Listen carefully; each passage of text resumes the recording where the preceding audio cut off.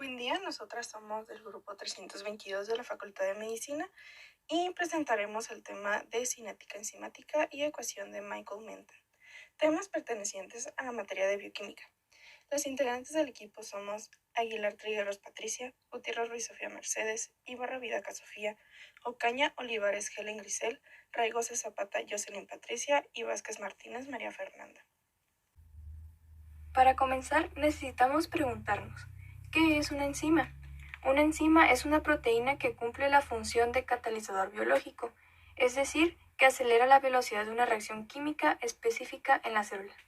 Son capaces de actuar sobre una molécula denominada sustrato, catalizando su transformación y dando como resultado otra sustancia, conocida como producto.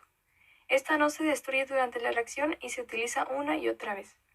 Ahora bien, la cinética enzimática es el estudio de las velocidades de las reacciones químicas catalizadas por enzimas, en donde se mide la velocidad de reacción y se investigan los efectos de variar las condiciones de la reacción. Conociendo estos conceptos, ¿cuál es la importancia de su estudio? Considerando que para el mantenimiento de la homeostasis se necesita de un equilibrio y conjunto completo de actividades enzimáticas, la cinética enzimática ayuda, por ejemplo en el ámbito clínico, a la comprensión de estados de estrés fisiológico como lo son desequilibrios de ácidos base. Por otro lado, en el campo de la investigación, la participación de enzimas en casi todos los procesos fisiológicos hace de la cinética enzimática un campo de estudio para el descubrimiento de fármacos que curan enfermedades en seres humanos, así como para la determinación de la forma en que estos fármacos actúan. Una reacción enzimática podemos diferenciar tres fases. Primero está la fase de retardo, que nos indica que para una reacción baja de sustrato, la velocidad de la reacción es directamente proporcional a la concentración del sustrato, y en esta fase la cinética es de primer orden. Luego tenemos la fase lineal, que para una concentración alta de sustrato, la velocidad de la reacción se hace prácticamente constante e independiente de la concentración del sustrato, y en esta fase la cinética se considera de orden cero.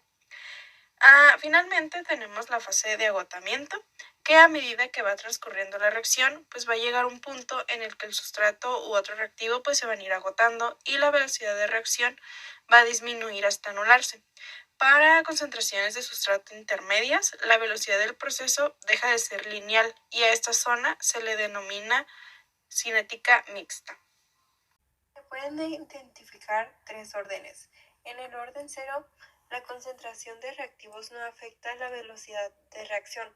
Por lo tanto, mientras la temperatura sea constante, la velocidad de reacción sería constante en cinética de orden cero.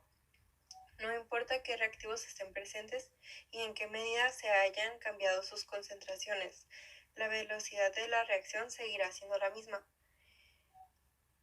En el primer orden, la velocidad depende de la primera potencia de la concentración del reactante.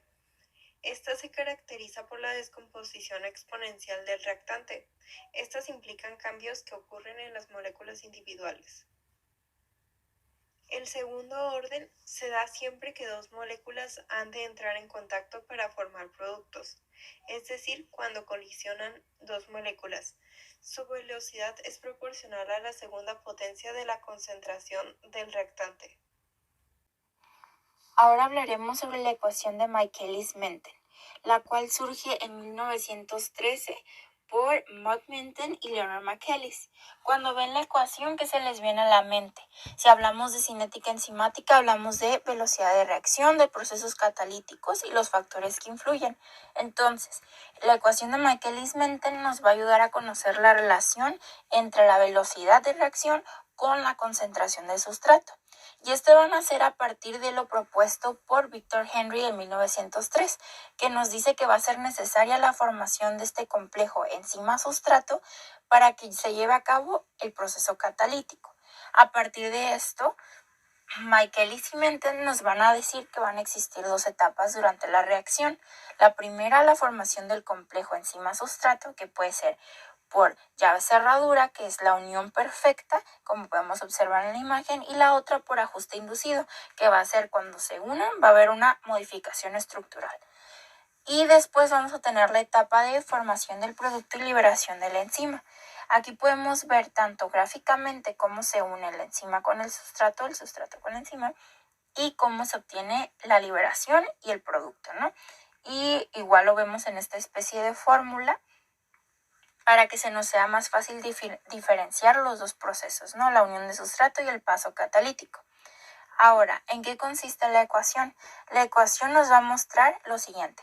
La velocidad inicial va a ser igual a la velocidad máxima multiplicada por la concentración del sustrato y esto dividido por la constante de Michaelis-Menten sumado a la concentración del sustrato.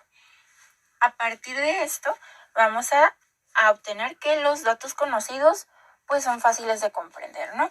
A excepción de la constante de Michaelis-Menten, que es un dato nuevo. Esta va a representar la cantidad de sustrato que vamos a necesitar para llegar a la mitad de la velocidad máxima. Esto, a su vez, nos va a ayudar a conocer la afinidad que existe entre el sustrato y la enzima. Entonces, quedándonos con esto último, vamos a comprender lo siguiente, vamos a deducir lo siguiente. Mate y McQueen tienen mayor afinidad, por lo tanto, su constante de Michaelis va a ser más baja. Entonces, ¿esto por qué? Porque al tener mayor afinidad se va a necesitar una concentración menor de sustrato para alcanzar esa mitad de velocidad. Sin embargo, McQueen y Francesco tienen poca afinidad, entonces van a necesitar una constante de Michaelis más alta para alcanzar esa mitad de velocidad.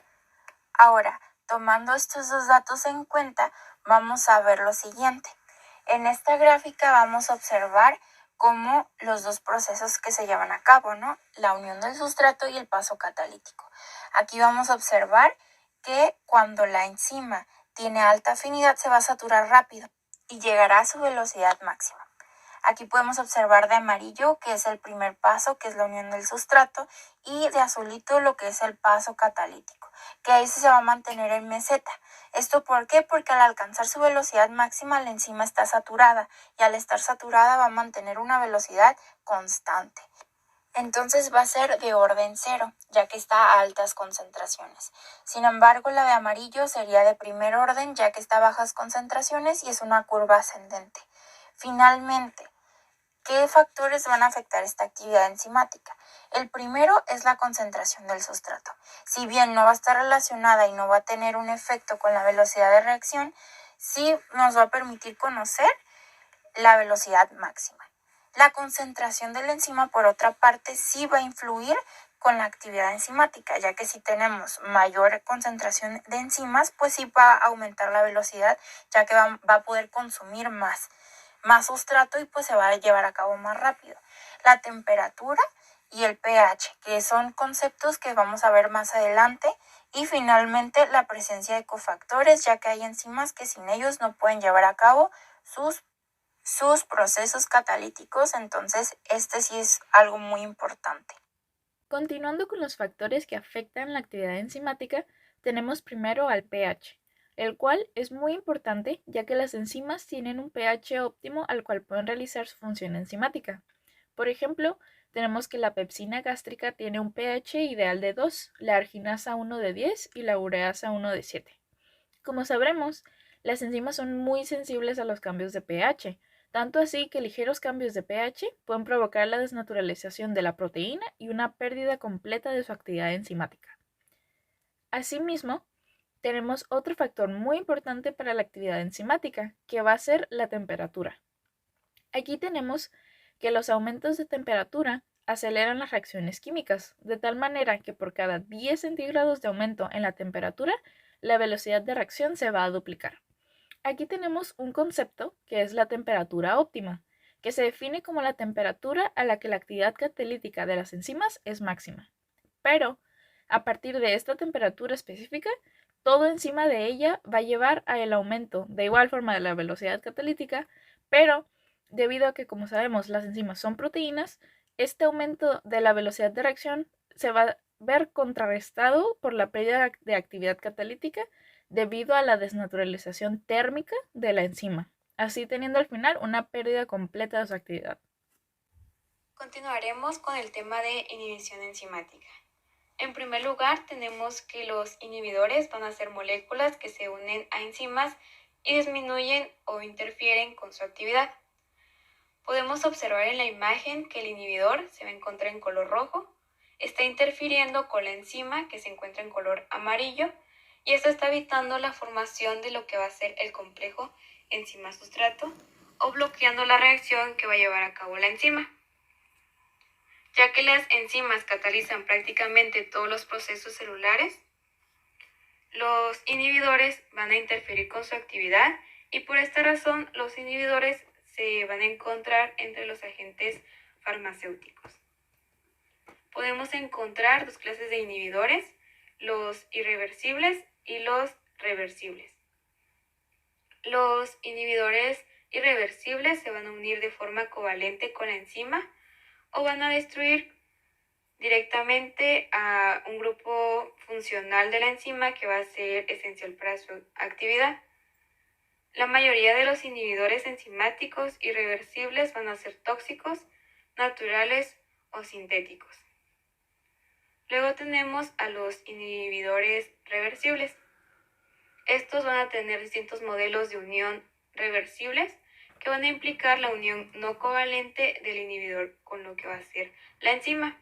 Estas uniones no covalentes van a comprender a lo que son los puentes de hidrógeno, las interacciones hidrofóbicas, que están fuertemente relacionadas con lo que es la estructura del agua, y por último vamos a tener a los enlaces iónicos. Estos enlaces se van a combinar para producir una unión fuerte y específica. Los inhibidores reversibles pueden ser eliminados fácilmente, por lo que va a ser una disolución o también por una diálisis. Los inhibidores reversibles también se van a poder clasificar de acuerdo a su inhibición. Vamos a encontrar a la inhibición competitiva, no competitiva y a la inhibición acompetitiva. Con respecto a la inhibición competitiva, este va a ser un tipo de inhibición más común y básicamente el inhibidor va a competir con el sustrato para poder unirse al sitio activo. Esto se da porque el inhibidor solo se puede unir a la enzima cuando está libre el sitio activo. Luego tenemos la inhibición no competitiva y en este tipo de inhibición el inhibidor no compite con el sustrato por el sitio activo de la enzima. Por eso deriva su nombre de inhibición no competitiva. Y esto se da porque el inhibidor tiene un lugar de unión diferente a lo que va a ser el sitio activo, como lo podemos observar en la imagen. Y por último vamos a tener a la inhibición acompetitiva. Y esta inhibición solamente se va a dar cuando el complejo enzima-sustrato ya esté formado y va a formar un complejo triple entre la enzima, el sustrato y el inhibidor.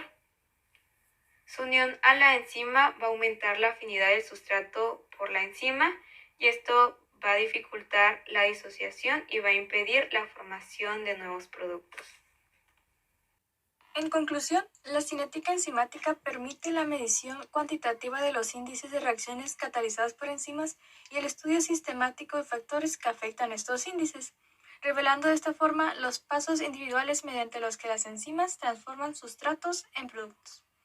A forma de resumen, podemos decir entonces que, mediante la ecuación de Michaelis-Menten, se puede describir los cambios en la velocidad de una reacción enzimática al variar la concentración de sustrato, y que factores como la temperatura, la concentración de ion hidrógeno, la concentración de enzima, la concentración de sustrato y los inhibidores afectan los índices de reacción catalizadas por enzima.